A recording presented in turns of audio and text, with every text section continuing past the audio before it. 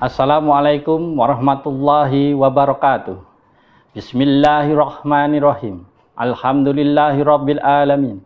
Wassalatu wassalamu ala asrofil anbiya'i wal mursalin wa ala alihi washabihi ajma'in. Amma ba'du. Kepada pemirsa yang menonton acara kami yang diselenggarakan oleh LPPKK ini, semoga diberi rahmat oleh Allah Subhanahu wa taala, mendapatkan hidayah dan rahmatnya di sisi Allah Subhanahu wa taala.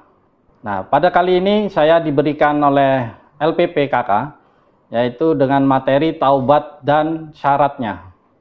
Taubat dapat diartikan sebagai sadar atau menyesal akan perbuatan perilaku yang salah, berniat akan memperbaiki tingkah laku serta perbuatannya. Menurut Khairi Shihab, mengartikan taubat secara harfiah adalah kembali, yaitu kembali pada posisi semula, kesadaran manusia akan kesalahannya, mengantarkan Allah mendekat kepadanya, dan hal itulah yang menyebabkan manusia harus bertaubat. Nah, di sini dalam Quran surat Al-Baqarah ayat 286 yang artinya Allah tidak membebani seseorang melainkan sesuai dengan kesanggupannya. Ia mendapat pahala dari kebajikan yang diusahakannya dan ia mendapat siksa dari kejahatan yang dikerjakannya. Mereka berdoa, "Ya Tuhan kami, janganlah Engkau hukum kami jika kami lupa atau kami tersalah. Ya Tuhan kami, janganlah Engkau bebankan kepada kami beban yang berat sebagaimana Engkau bebankan kepada orang-orang sebelum kami. Ya Tuhan kami, janganlah Engkau pikulkan kepada kami apa yang tak sanggup kami memikulnya. Beri maaflah kami, ampunilah kami, dan rahmatilah kami, Engkaulah penolong kami. Maka tolonglah kami terhadap kaum yang kafir." Taubat adalah wajib bagi seluruh manusia secara umum.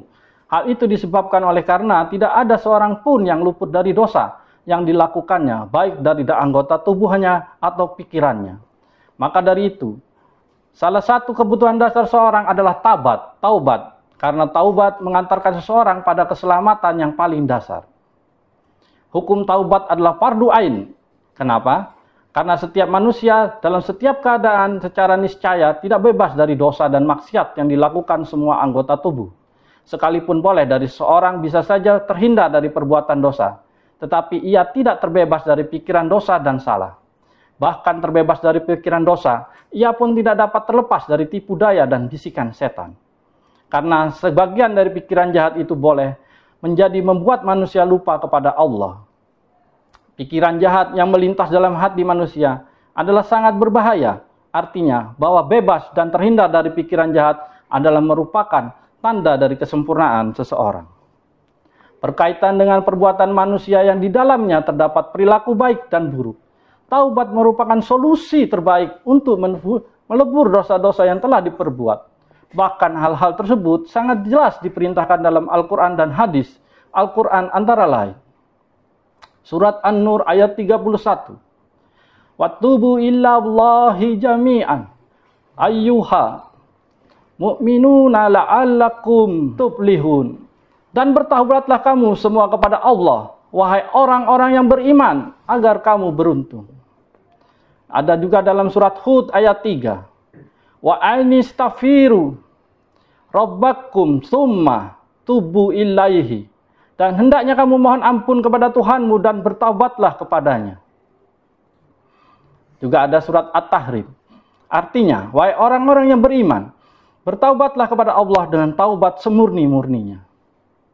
Nah, Allah Subhanahu wa taala selalu terbuka menerima taubat hambanya siang dan sampai malam. Sebaliknya, yang ingin bau taubat meskipun setinggi-tinggi dosanya. Sebabnya Allah memiliki sifat At-Taubah. Menerima taubat, Al-Ghafur, Maha Pengampun, Al-Ghafar, Maha Pengampun, dengan ampunan yang banyak. Nah, berikut hadis yang memperkuat arti taubat. Dari Abdullah bin Umar bin Khattab radhiyallahu an, Nabi sallallahu alaihi wasallam bersabda, yang artinya, "Wahai sekalian manusia, bertaubatlah kepada Allah dan memohonlah ampun kepadanya. Sesungguhnya aku bertaubat dalam sehari sebanyak 100 kali." Hadis riwayat Muslim. Hadis berikutnya juga sama dari hadis riwayat Muslim. Sesungguhnya Allah membentangkan tangannya pada malam hari agar bertaubat orang-orang yang berbuat jahat di siang hari. Dan dia membentangkan tangannya pada siang hari agar bertaubat yang berbuat jahat di malam hari. hingga matahari terbit dari barat, yaitu pada hari kiamat. Manusia tidak bebas dari nafsu dan dorongan insting sejak ia lahir ke dunia. Oleh karena taubat bukan menanggalkan nafsu atau dorongan insting tersebut, tetapi wajib bagi setiap manusia apabila ia meneliti dosa-dosa masa lalunya, kemudian ia menyesali dosa-dosa tersebut, maka Allah akan mengampuni semua dosanya. Nah, di sini taubat juga mempunyai syarat ya. Imam Ghazali, Ibnu Rajab Al-Hanbali dan Ibnu Qasim Al-Jauziyah bahwa syarat taubat memenuhi 3 syarat, yaitu menyesali perbuatan dosa yang dilakukan, berhenti melakukannya, dan bertekad kuat tidak mengulanginya lagi. 3 syarat ini harus dipenuhi semuanya apabila ingin perbuatan dosanya atau taubat diampuni oleh Allah Subhanahu wa taala. Sedangkan jika sesama manusia yang berbuat dosa atau kepada sesama manusia seperti mengambil milik orang lain, menyakiti hati orang lain dengan tidak sengaja maupun sengaja, dan lain sebagainya, maka para ulama menambahkan 1 syarat lagi, yaitu harus dengan cara mengembalikan apa yang menjadi haknya, meminta keridhaan atas segala kesalahan yang kita lakukan, atau meminta maaf sampai orang yang bersangkutan benar-benar mau memaafkan kita. Tanpa hal ini, maka taubat tidak bisa diterima. Menurut Yaunahar Ilyas, salah satu ayahanda dari PP Muhammadiyah, untuk mencapai taubat yang sempurna, maka harus memenuhi 5 dimensi. 1. Menyadari kesalahan, karena seorang tidak akan bertaubat menyadari kesalahannya atau merasa tidak bersalah. Yang kedua, menyesali kesalahan meskipun orang tahu dia bersalah tapi tidak menyesal melakukannya, maka orang itu belumlah dikatakan bertaubat. Sebagai Nabi bersabda, menyesal itu adalah taubat. Ketiga, mohon ampun istighfar dengan keyakinan dan prasangka baik bahwa Allah mengampuninya, sebagai dalam hadis Hasni At-Tabrani. Nah, yang berikutnya yang keempat, berjanji tidak akan mengulangi yang harus dikeluarkan dari hati nurani ya, yang hati nurani yang dengan sejujur-jujurnya, tidak hanya di mulut, sementara di hati masih tersimpan niat untuk mengulanginya, seperti yang dijelaskan dalam hadis di atas. Bahwa betapapun dosa itu kecil, bila lakukan berulang-ulang, maka sama dengan kualitasnya dengan dosa besar.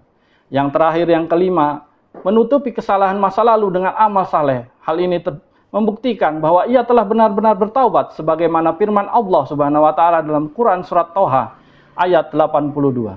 Inilah ghafaru laman taba wa amana wa amila solihan tumas ta'daya.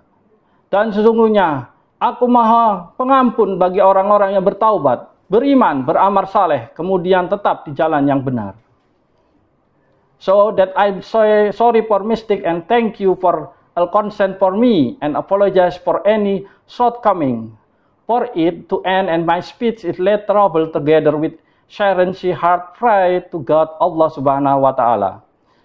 Untuk itu mohon maaf apabila ada salah dan hilaf. Kesalahan itu adalah pada diri saya sendiri, kebenaran itu pada Allah Subhanahu wa taala. Terima kasih kepada LPKK yang telah memberi kesempatan kepada saya untuk belajar melaksanakan kultum ini, dan semoga Allah memberikan rahmat dan hidayahnya kepada kita semua.